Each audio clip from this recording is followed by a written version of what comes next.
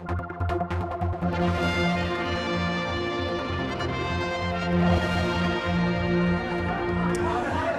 up at the prison here at Jurby. Very unusual. I think the last time I was in this room was when they were building it. This is the faith room, multi-faith room. But a big presentation is going on. The information is being actually embargoed until the 4th of February because there's a big event going on in London to commemorate what's happening here today. Marcia, it's your baby. Let's start with you. It's a rehabilitation for prisoners. And I should point out that Ross is a prisoner here and has given consent to be interviewed for us today. So what is it about? What's going on? It's a program that we offer to the prisoners. They're not forced to take part in it, but it's an 8-week course running about an hour, 2 hours each week. And what we do is we ask the offenders to look at why are you in here? What's happened? What went wrong? What choices did you make? Are you sorry for those choices? Would you like to do something differently? And if so, what would you do differently about it? And the big part of what we're asking them to take into account is who's been affected by what's happened. Because oftentimes, especially with drugs offenses, we will get people saying, well, there were no victims of my crime. And what we try to help them to understand is that their own families have been affected because they're not where they're supposed to be. The people that they were selling to are victims, and they had families. The community's been affected. Businesses have been affected. And if you could take that all on board, don't you wish you would have done it differently and made a different choice? Very true. You're nodding, you just said very true. First of all, can I ask what you're in for? I'm in for cocaine, smuggling cocaine to the Isle of Man. So you saw it as a victimless crime? Yes, I did. Victimless crime at the time. I didn't really care. I didn't think of anyone else, but then after meeting Marcia and doing the PrisonWorks and that, it's helped me a long way to think about my future and that, But it does help you very much. And I mean, it's been so successful. You've won this award. So you got something special going on here. I mean, first of all, did you want to do it, or did you think I better do it because it'll help my probation? Well, to be honest with you, when I first got asked to do it, I thought, I'll just do it for the sake of it. But then gradually, as I went along, it helped me. You had to look at things in different perspective and things like that, But yeah. And what's that? A complete mind change then, is it? Oh, definitely. Compared to when I first come in. The saying is I come in a boy and going out a man, so very thanks to Marcia as well and her group. But yeah. Because one thing on the Isle of Man, you get longer sentences here, especially for drugs. Yeah, that's something to take. Indeed, you get very long sentences, so basically when I first come in, it's hard to say, I'd given up basically, but then gradually it's gone on, I've made a plan and now I'm coming towards the end of my sentence, thank God.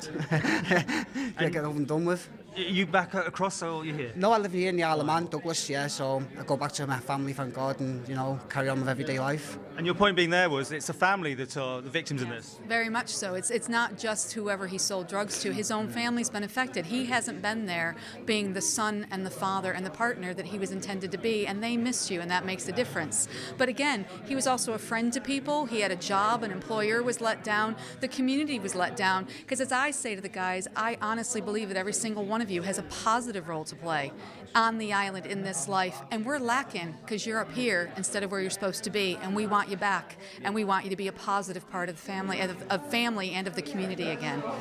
I mean, other people who will be watching this in their time when they're in prison, what would you say to them? I'd just like to say, don't think it's nothing because this can help you. This programme does help you very much so. It's helped me to look forward to, like Marcia says, to going out to my family, my son, number one of all. But yeah, I'd say go for it, do it, definitely. It all sounds almost too good to be true. Is your success rate 100%?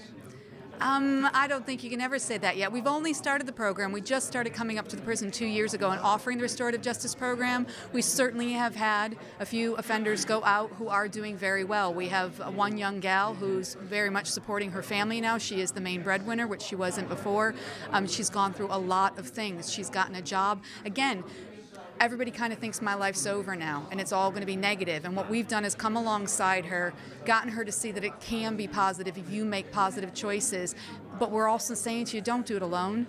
If you need help when you get out, ask us for help. We'll be there to support you, to encourage you. If someone's trying to tell you to do the wrong thing, call me.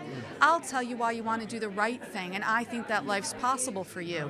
And again, even right down to, I've been appreciating the support. It comes down to the whole community.